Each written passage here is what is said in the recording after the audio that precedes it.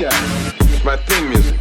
Every good hero should have some. We should have double the theme music because why? There are two heroes here. It's Tim and Dom. NFL talk from across the pond and back. It's like Batman. It's like Robin. We're in our underoos. We're ready to talk. We're ready to talk football. We're ready to talk sports. It's the 4th of July weekend here in the States. Dom, like I always say, how are we doing today? Very good. And happy 4th of July to all our listeners in the States and to all the listeners over here. Commiserations. I'd love to say it was our only defeat to the States recently. Well, I said recently. It was I was saying recently. Wow. But we haven't had that many wins since, right? I was gonna say I don't want to pull up the old whiteboard as we were just talking about and break down the exact numbers of wins and losses, but we won't get into that. But you want to know why? I think it's around about 375,000 to 2, and not in our favor. I was gonna say 2. I think that might be high. I'm just joking. We need to lighten this up a little bit. Draft, baby. Yeah. Oh, because we're not going to talk about the draft. Yeah, because nothing's guaranteed to lighten my mood. I was going to say, sir, just keep drinking that wine. You'll be good. You'll be feeling good. I know. Actually, before we go back into it, because I have been away from civilization for the last 48 hours with almost no internet. Did manage to catch the England European football team win again yesterday, which is great news for us. But I should congratulate my brother-in-law on his wedding yesterday, and it was a lovely day. So, which is why I'm drinking the wine, because it was left over, and like a true patriot of the United Kingdom, I nicked it and brought it home. I thought you were about to say United States, because I think you were thinking. I thought you were thinking New England Patriots.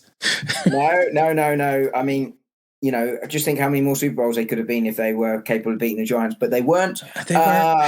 Oh, poor Chris, king of the idiots. Why do you have to be so mean to Chris? It's good fun, and he kind of listens out for it every week.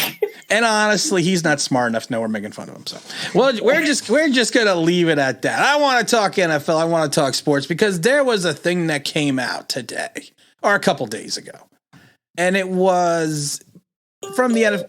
What the hell was that? That wasn't me this time. That was me. If I turn that phone off, we lose everything. We lose all internet. We've had our through that phone. We've had our Spinal Tap moment now early. Very early, and it was me for a change. Very early. I want to talk about NFL.com. They did a prediction, or they were predicting what each team's MVP would be in the NFC East. Now, the reason I want to bring this up, because I find this kind of interesting, if you go down and break down some of the players that are predicted to be the team MVP, and it's very early, but you know, there's teams that aren't shockers, like Arizona. You got Kyler Murray. You could say DeAndre Hopkins. The Falcons, the Falcons, who have no one really. You know, you have what's his name, Calvin Ridley. You got Christian McCaffrey for the Panthers. You got Allen Robinson for the Bears. Cowboys, you got CD Lamb. You got the big tight end over in Detroit. You know, we have in Green Bay, we have our old buddy. This guy double check. Now, and then you have Aaron Donald for the Rams. You have Dalvin Cook for the Vikings. You have Alvin Kamara for the Saints. And now I'm getting to a team. Then you get over to the New York Football Giants. And I find... Yes, it is Isaac Yiadom. No, but this is interesting to me. After all the names that I just read to you, these guys in my mind some of them were talent that, you know, are beyond reproach. Oh, we lost Dom here. And Dom is out, and Dom has left the building. And I'll just sit here and vamp while we talk about Dom. We'll just talk about Dom quietly, because you know what? He's also not smart enough to understand what we're talking about sometimes in football.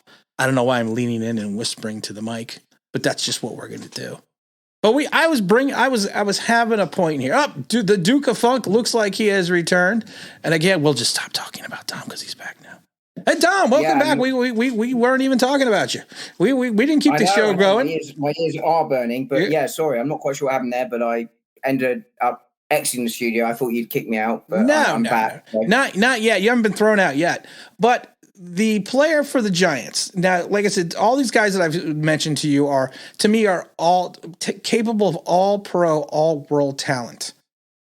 And the Giants, who we love, who do you think and let's do this seriously. Who do you think the player is for the Giants that is going to be their team MVP or predicted to be their team MVP from the NFL?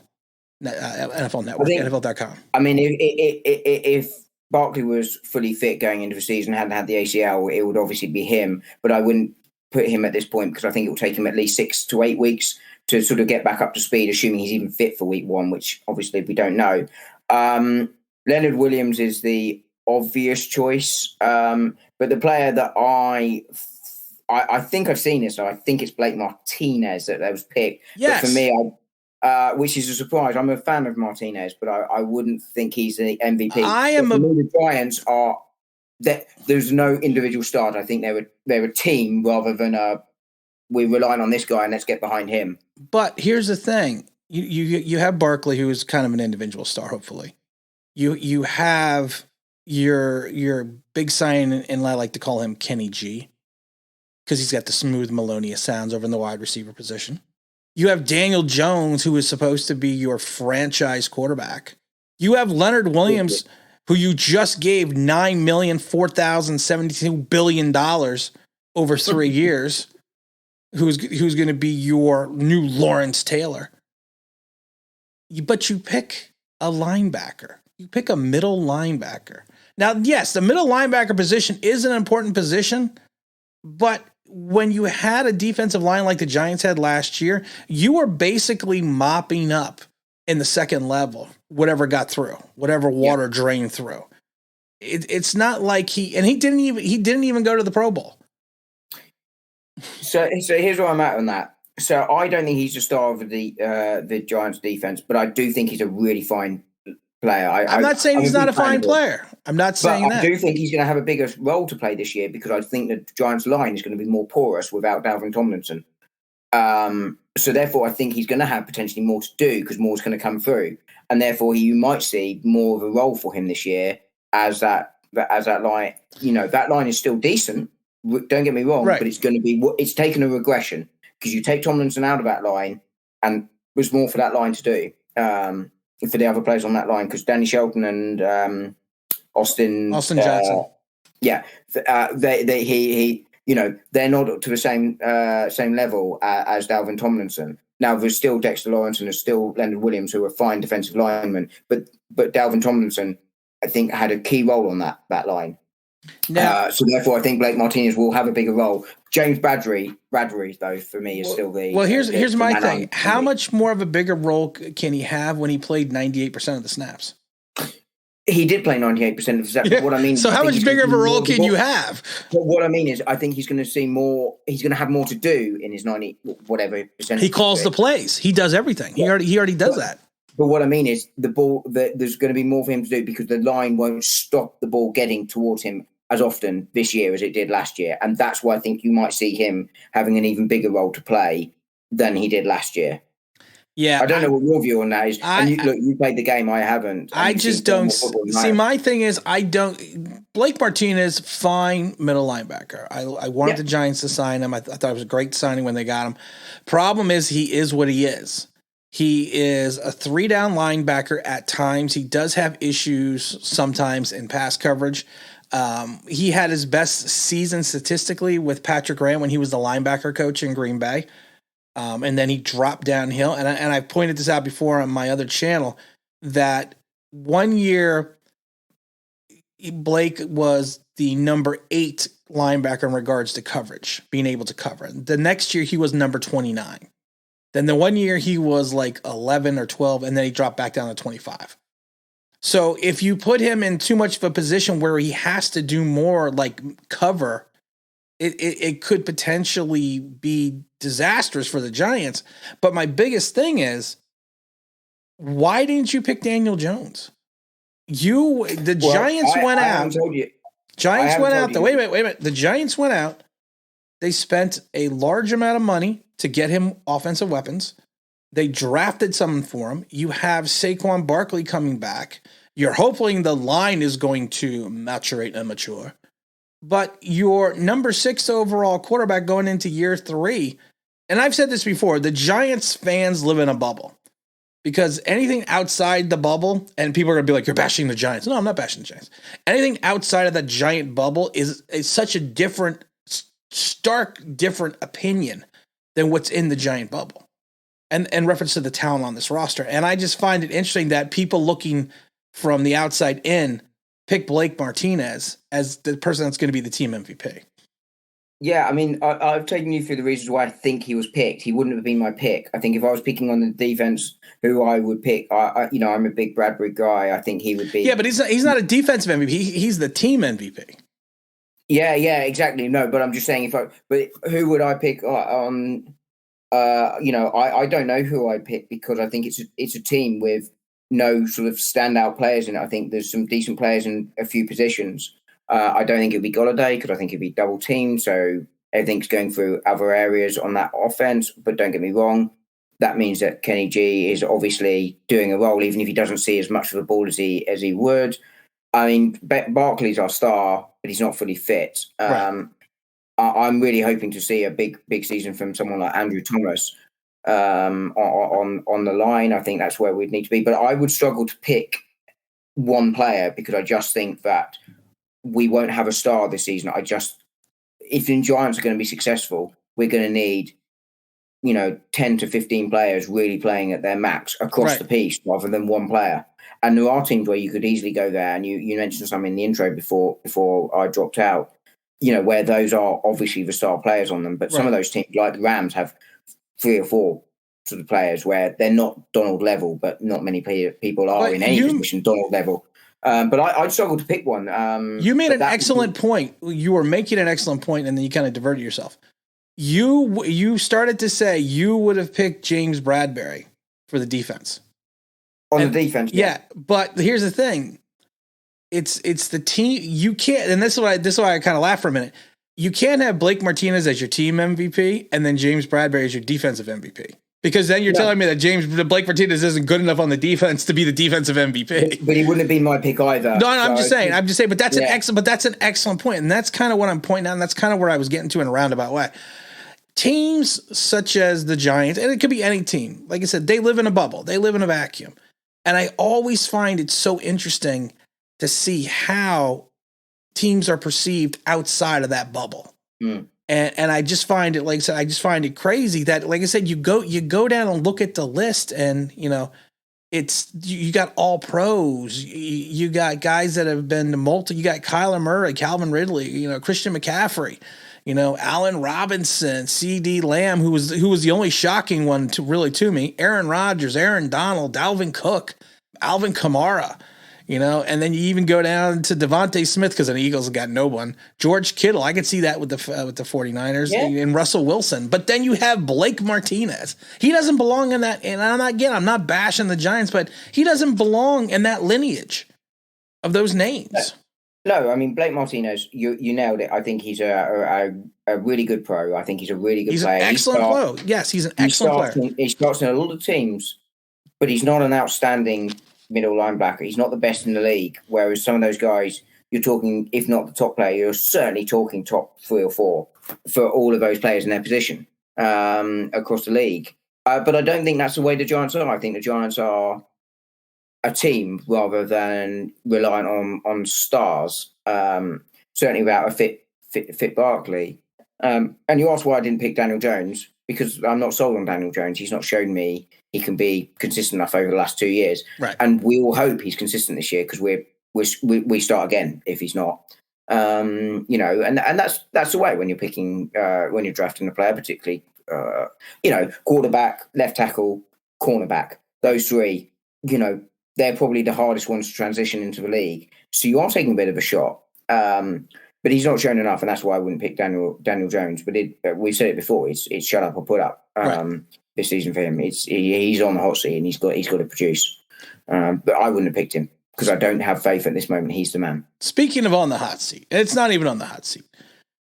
DJ Chark of the Jacksonville Jaguars. There you go. He came out this weekend and basically said that the Jags, we're going to shock a lot of people. in 2021. Now, this, of course, is a team that went 1-15 last year. So I think if they won 4 games, it would be a shock. But they really have put some interesting talent together. And even in regards to the wide receiving core to go along with Trevor Lawrence, I mean, you got Marvin Jones now. You got Chark. You got they drafted that kid in the second round who I can't even think off the name. Off the top of my head. I don't know, but yeah, he was a second rounder. But yeah, and like I said, we like to pick on Jacksonville somewhat because we also like to pick on Tim Tebow. Well, I actually think we've been quite complimentary about them after I slagged them off in episode 1 or 2. Yeah, I was going to say you were pretty bitter against them. You were not nice. I'm just going to say that right now. Don was not nice. But what do you think of this? Now, Mr. DJ, he is only 24 years old. He is actually which kills me. He is one of the longest tenured Jacksonville Jaguars right now on the team. I know the team has had a mighty fall from grace, from being to the AFC Championship game to 3 years later being 1-15. Do you? I mean, is this just young man's bravado? Is this just him puffing out his chest, saying, "You know what? We can't be any worse than 1-15." Which you could be 0-17. You like that? I almost said 16. Freddie Kitchens as head coach. Sorry, I thought Urban Meyer had the job of it. Is he left? Freddie Kitchens. We're not even getting to Freddie Kitchens. I want to so badly get into Freddie Kitchens because I did a Freddie Kitchens rant on the Giants, but I'm not even going to get into that. But do you think this is just the young man's bravado that he feels at Jacksonville, or do you think that Jacksonville maybe has something brewing with Urban Meyer, even though they just got fined for the OTAs? For excessive OTAs or whatever they got fined for the other day. Oh no! What that'll definitely kill. One of the most profitable sports worldwide. That fine, I'm sure, will put pay to everything they want to do. But I mean, on Jacksonville, you say fall from grace. They overachieved getting to that AFC Championship game, right? I don't think they overachieved. They had a lot of talent in that roster. They did have a lot of talent, but they still overachieved to get that far, and they deserve to get to the postseason, and they deserve their shot. And I was rooting for them in that postseason. I think we all were. Yeah, when the Giants get knocked out, like if the Giants don't make the postseason, I will pick a team to follow into the postseason, and they'll be my team for the postseason. I genuinely picked the underdog, and that's why I picked Jacksonville that year. So while I have had a fall from grace, I don't think it's as high as it appears to be. And I think there was an element of tanking, whether you like it or not. I think they did. And the New York Jets attempted to do the same, but as usual with the Jets, when they try and do something, they manage to screw it up. they always do a good job of that. Yeah, they should genuinely just try for the opposite, because then they get what they want. But I don't think it would be a surprise. I think it would be surprising to the Jags if they were anywhere near as poor as they were last season. I do think they're building something nicely. Do I think they're going to go postseason? No. Do I think they're going to win 8-9 games? No. What's your prediction though? 5 games, 4 or 5 games, maybe 6. But I think after that it starts to become a shock. But I do think they'd be competitive in games. I do. I don't think they're going to get blown out a lot, and I like what they're doing now. And I think they've got a bright future in Jacksonville. All right. Well, you know what? I also had, because I think we should spin around the league a lot more than we've been doing recently. And I want to talk about the AFC East. And I know, and I think this is going to be a very, very interesting division this year. I mean, you got the Bills, and we're just going to, I know there's 4 teams, but you got the Bills, you got the Pats, and you got the Dolphins, all vying for that crown.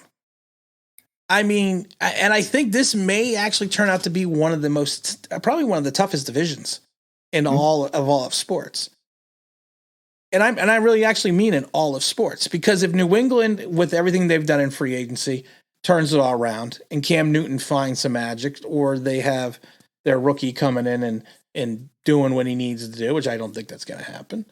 If Tua turns it all around and plays lights out like he was kind of doing at the end of the year, and then you got Josh Allen, of course, in Buffalo. I mean, and you got a good defense in Buffalo. You got a good defense in Miami, and you could also have a good defense in New England. I mean, it's an interesting dynamic. The dichotomy of this is kind of enthralls me a little bit. And I've never actually been an AFC East fan because the Jets are in the AFC East. You don't want to be a fan of a place where the Jets are.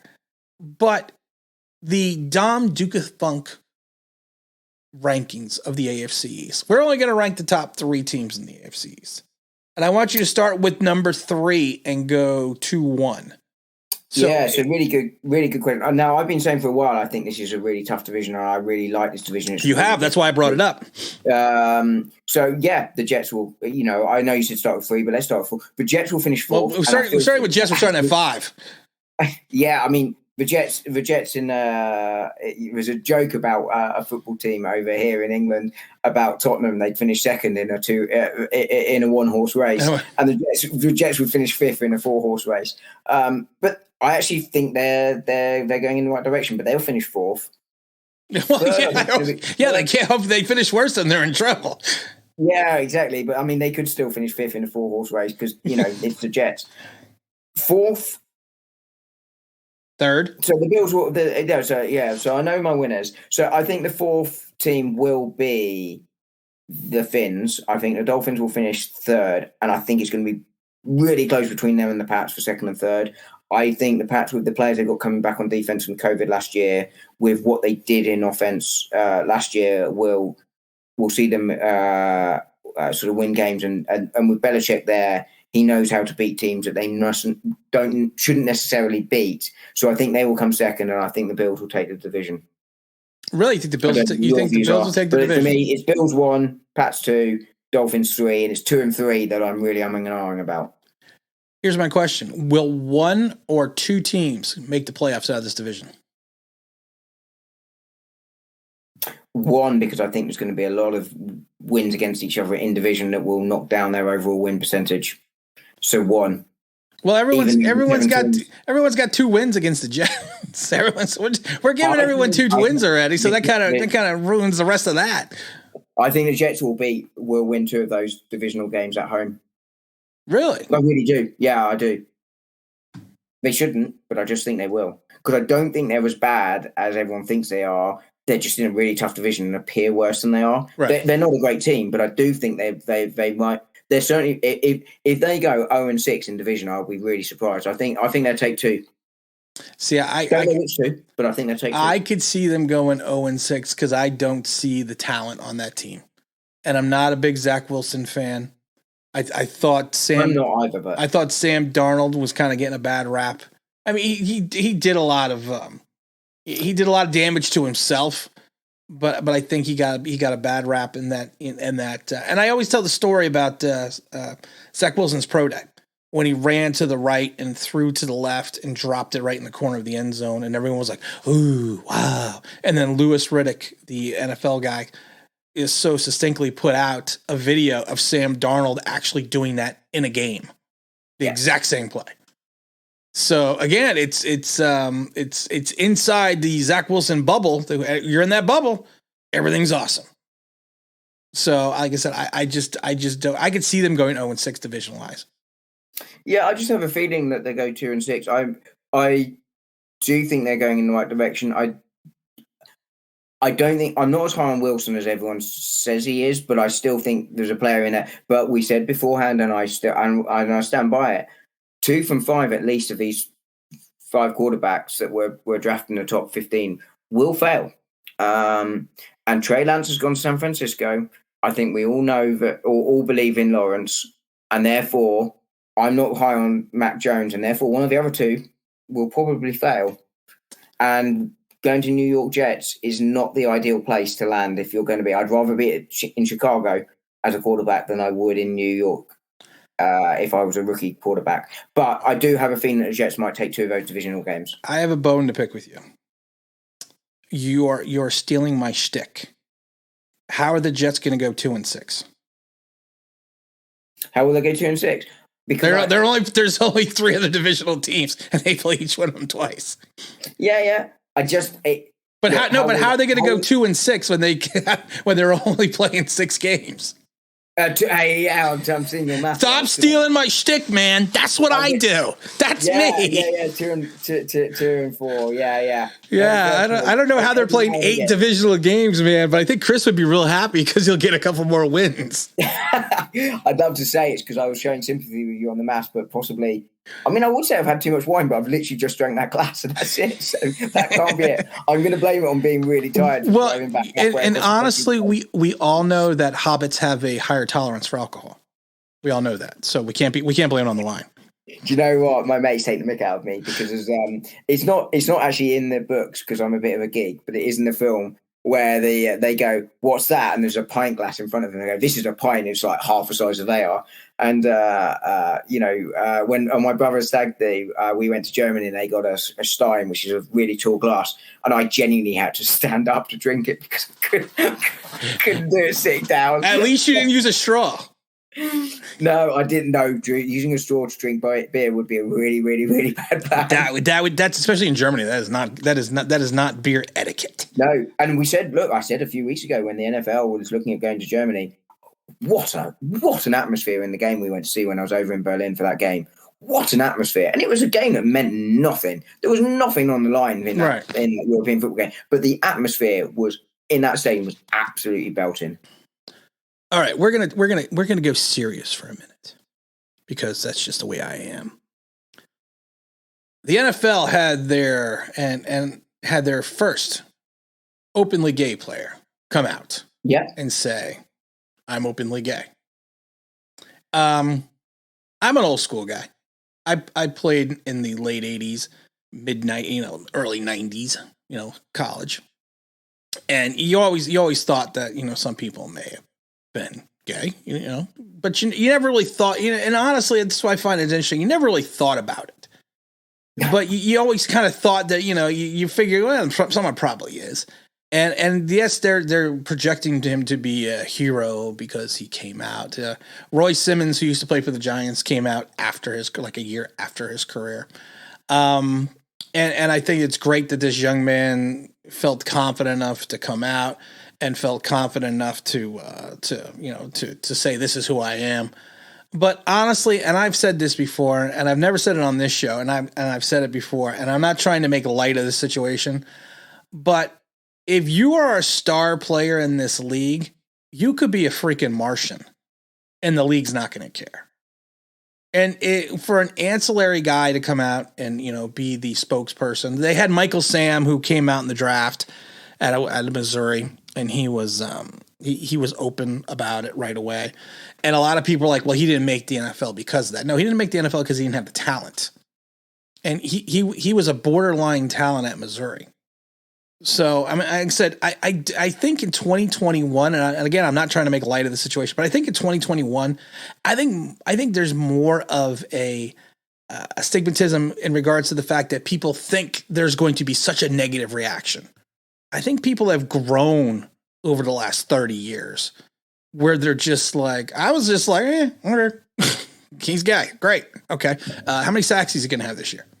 That was my philosophy about this whole situation. And like I said, and I'm not trying to make light of it. I'm not trying to put the kid down, but like I said, I just don't, to me, it's not like Jackie Robinson who blazed the color barrier and turned out to be an MVP and, led the rookie of the year, league MVP, World Series winner. But I just think the way things are now, I mean, like I said, when I heard the news, it didn't move my needle either way. I was like, and I think a lot of people that I've talked to in regards to that as well, basically said the same thing.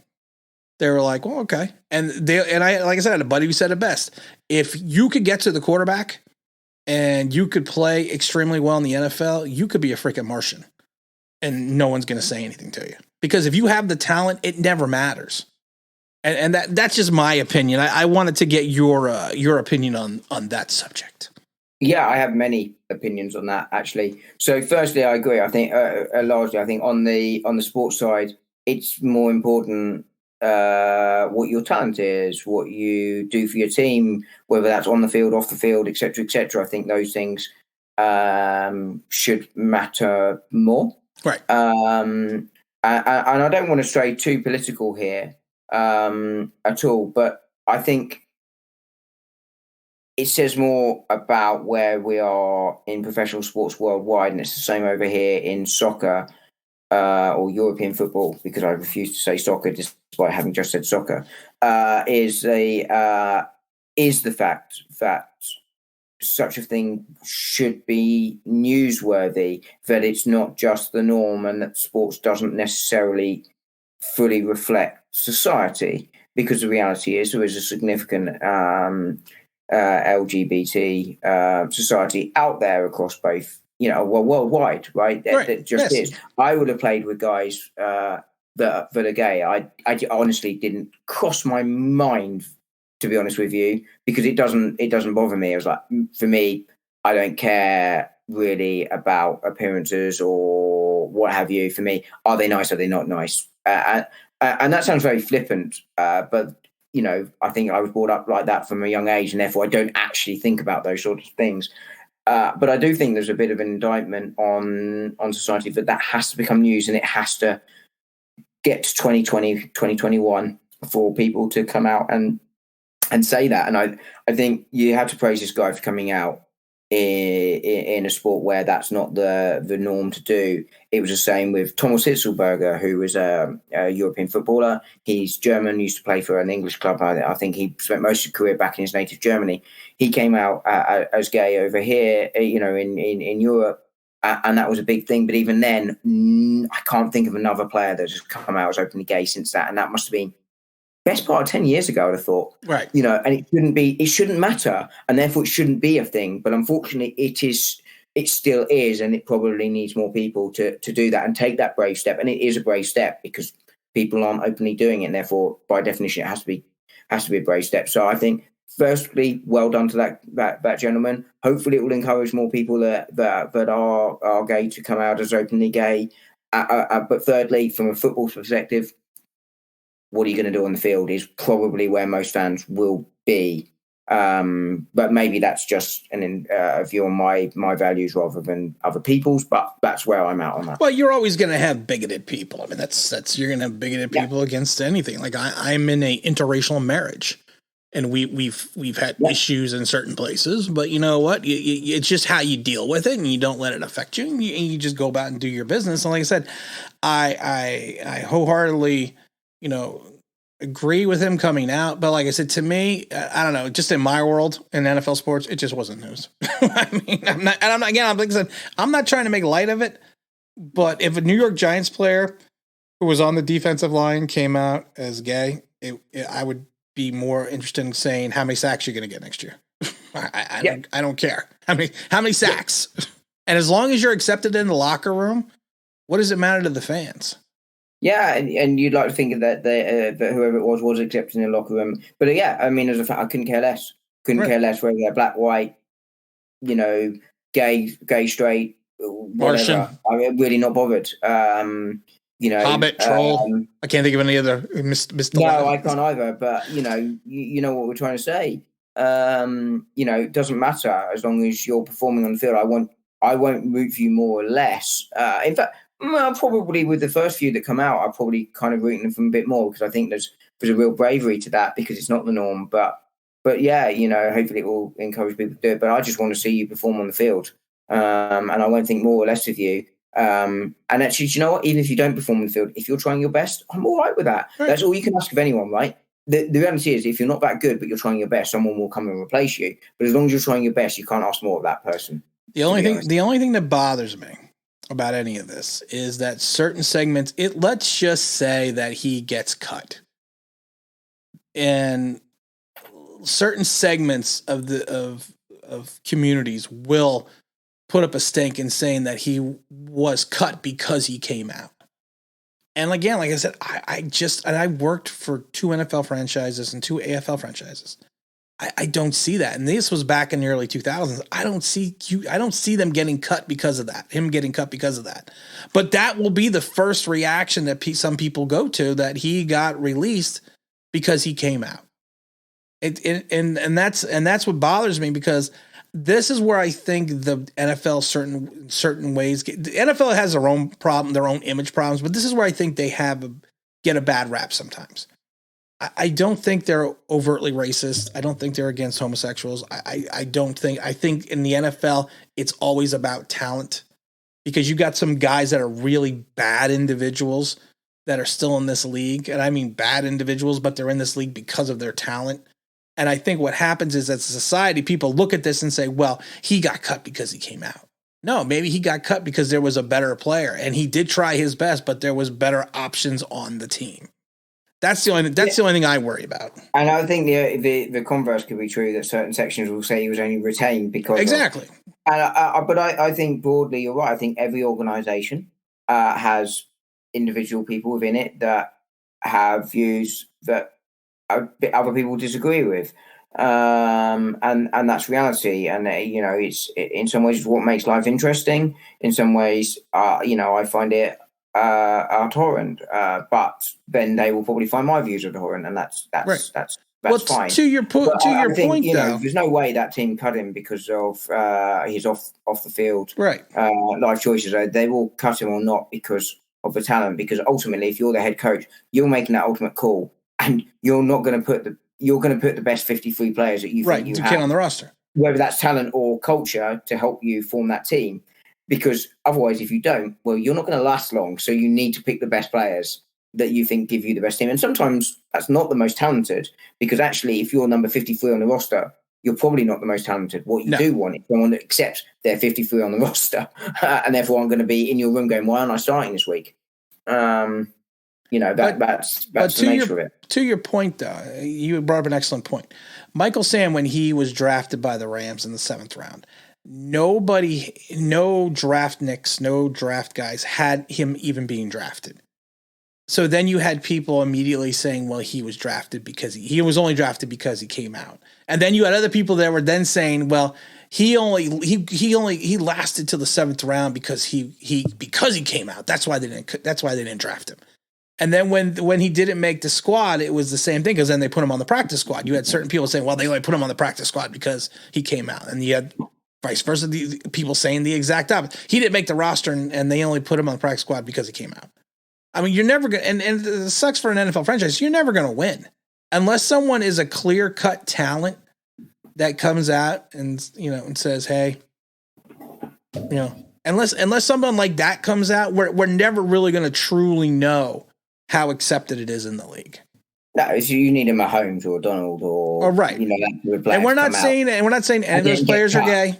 We're not saying any of those. I mean, Mahomes. No, of course not. No. But you need that sort of level talent to come. And then if they were to be cut, that's when one way or the other. But fundamentally, I think it's a positive attitude that I have. That I think most people and most franchises and most organizations try and do the right thing. Right. But we can all name the ones that don't. Well, there's I don't think anyone gets cut or not on that basis, or at least I'd like to think so. Right. Oh, well, what's that? Draft, baby. Yeah. It's Dom's lightning round topics. I'm all out of topics, Dom. So you know what we always like to do? We always like to turn the end of the show over to you for the Dom. Draft, baby. Yeah. I'm talking over my own terrible impression. Don't talk over your impression. I'm going to have to play that again. What do you got for Dom? What do you got for us? How long have we been going? That's what she said. Almost 49 minutes. Nice. Well, I'll be brief. So 49 minutes, around about 48 minutes, 30 seconds past my personal best normally. But let's tone down the blue and move back. So I have 2 quick fire ones, and they are quick fire. Wentz this week, I don't know if you noticed, he's rejuvenated in Indianapolis. I mean, A, what else is he going to say? But B, what do you think went wrong in Philadelphia for Carson Wentz, and how do you think he's going to fare in Indianapolis? Two things went wrong: injury and Nick Foles. You can never come back if your backup wins the Super Bowl. And he was having a good season the next year, and then he got hurt in the playoff game. It's just, to me, it's just been a run of bad luck. And then honestly, I think the Eagles franchise ran their course. They went into salary cap purgatory, and it was just time to move on. And I think he regressed as a player last year because of the fact that he had some issues reading the defense and made some stupid plays. And I think that's it. I think he just needed to get out of, he literally, if there was a guy that literally needed to get out of his franchise and get out of town, it was Carson Wentz. Yeah, I mean, I've said it before. I think there are some players that sometimes you just need to move on and get a fresh break. And I think Carson Wentz may be one of those ones. I think he's a good quarterback. I don't think he's an elite, great quarterback. But I do think he's decent enough. He's certainly a starting level quarterback.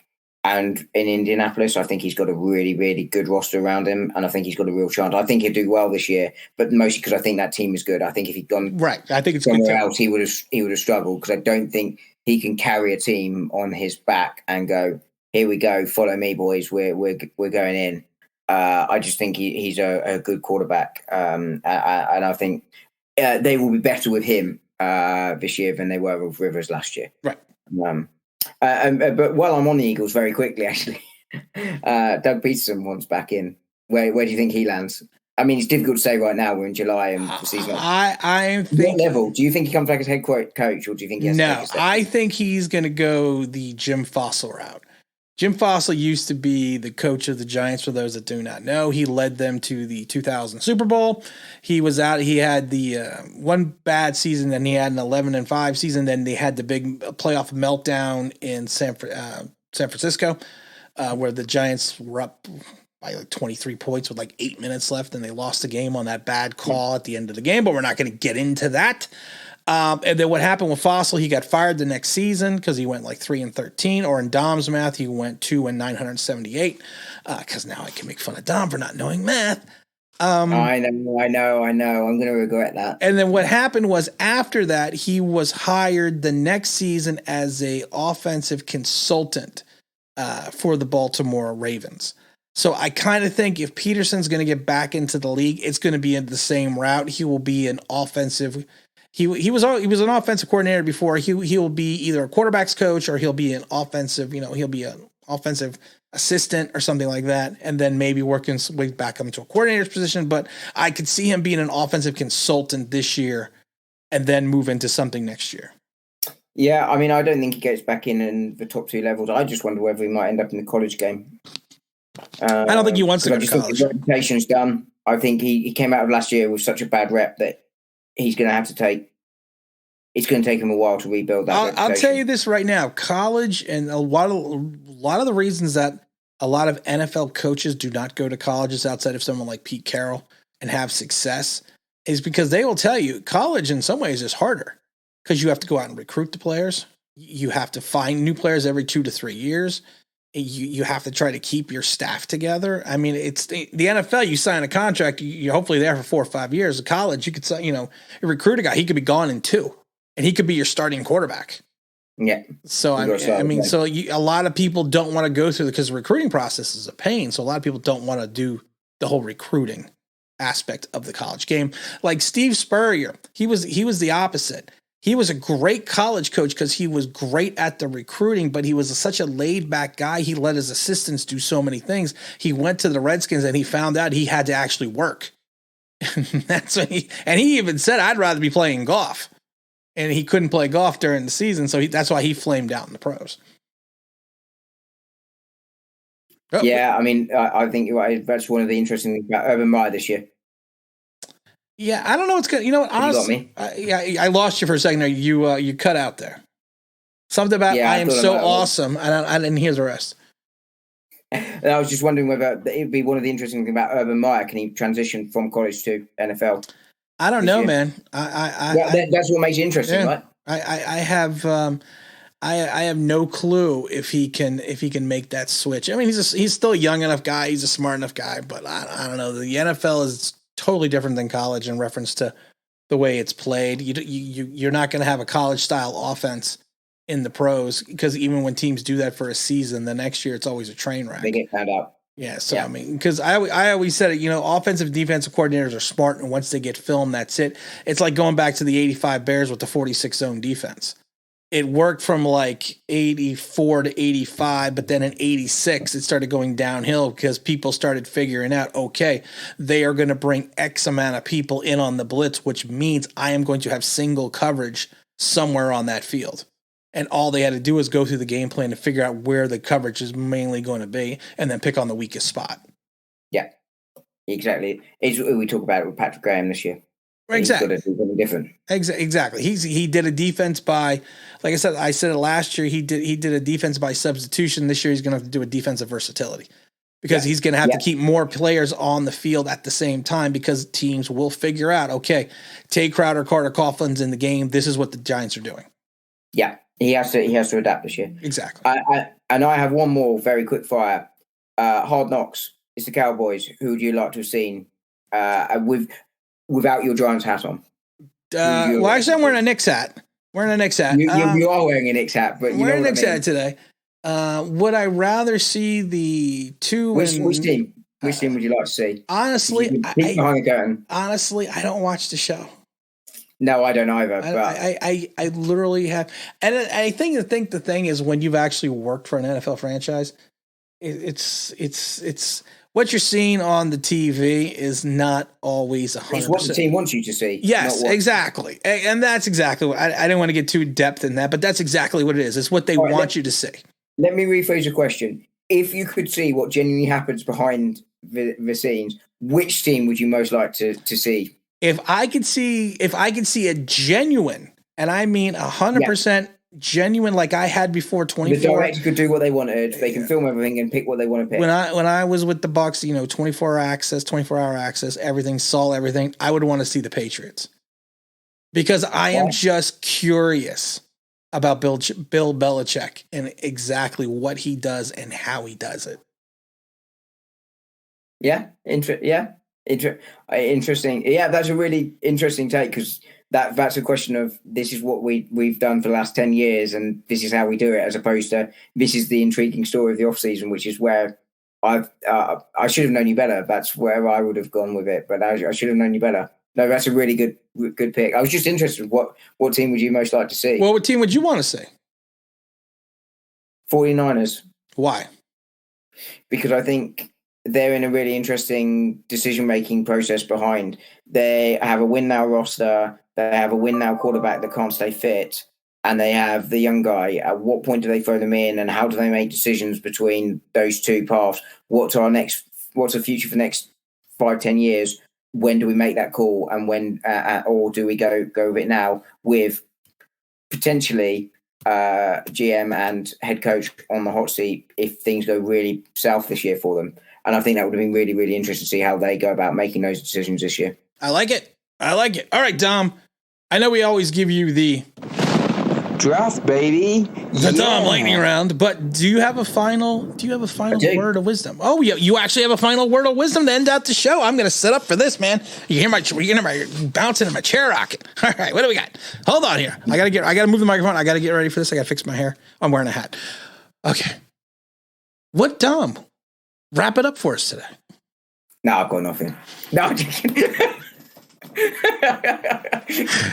Oh, just for that. Draft, baby. Yeah. That's how we're going to end the show. It's like karma, isn't it? I do, but we can park it. We can just end it there if you want. No, do you have anything? Do you have anything else? I do. Look, I had a rant a few weeks ago where I'm like, I don't care. It's May, June, whatever it is, power rankings for teams, etc., etc. Too much on there.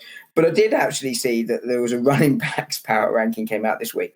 And actually, I thought that the player positional power rankings were slightly more. I saw that. I saw the running back. Slightly more sensible because generally speaking, you can have a better sense on what they might do in those positions. There are some where I'm like, well, they've got new running backs or they've got a new offensive coordinator and they might change things this year. But I thought that was now I got my music going. I was pulling up the running back rankings because Derrick Henry was number one. He was. And I'm assuming that was an advert for something. Yes, it's for Good Night's underwear, or not underwear, Pampers. That just came up. Other nappy brands are available. Ezekiel Elliott was 6. Saquon Barkley 7. That's kind of high for a guy who may not start the first 3 games of the season. He would have been a really difficult one to place, though, right? Because talent-wise, you're thinking he's higher than that, but he's coming off an ACL. You don't know. I think talent-wise, I'd keep him at 7. With the injury, I'd probably put him at around 19 or 20. Well, he's completely unknown, and that's what makes him so hard. I would have put him a touch higher, but I think that's. I've also got his guy. I'm not objective completely, but I wouldn't have put him in. I would have put him maybe 5. I wouldn't have gone beyond that. Who would you take? I thought the top 6 was spot on. I wouldn't take anyone out of 5 though, because Derrick Henry, McCaffrey's also coming off the injury. Alvin Kamara, I wouldn't replace him with Kamara. Nope. I wouldn't replace him with Dalvin Cook. I wouldn't even replace him with Nick Chubb. I may change him out with Ezekiel Elliott at 6. And that would be one spot up from where he is at 7. Possibly Chubb, but no, Chubb has been healthy, and he's offered more for the Browns the last 3 seasons, and he's got a career average of 5.2 yards a carry. I mean, it's his consistency is there, and that's why you can. I mean, if you've seen some of the games that he had in Cleveland, man, he when he is not on the field, and they went with the other guy, and I can't remember his name. Yeah, Kareem Hunt. When they went with Kareem Hunt, you could see a difference in Baker Mayfield and the offense itself. Bayfield feels much more comfortable because he missed a lot of plays last year with the hamstring and some other things. But I wouldn't replace him with the. I wouldn't. I think you got to factor in that Chubb's done it more consistently over the last few years. But actually, I just thought that was a far more. I think you're right. I think it's a more accurate ranking. Yeah. And I think. I'm not a rankings fan, generally speaking, until the season starts. But on player positions, I'm all right with that. I think you've got a body of work to work with there, whereas I think teams fluctuate the way they run far more. So I just wanted to say I thought that was a far more sensible list, and I was good with that. And like the overall team ones, and I think you can potato in a few positions, but I think overall, it was a good list. All right, I like it. You know what we're gonna do? We're going to close it out there. And with Dom math, it is the Giants next year are going to go 1-978. Hope everyone enjoyed the show. This is Tim and Dom, of course, from NFL Talk from across the pond and back. Have yourself a great 4th of July weekend and everything else going on. And stay safe, and we'll see you next week.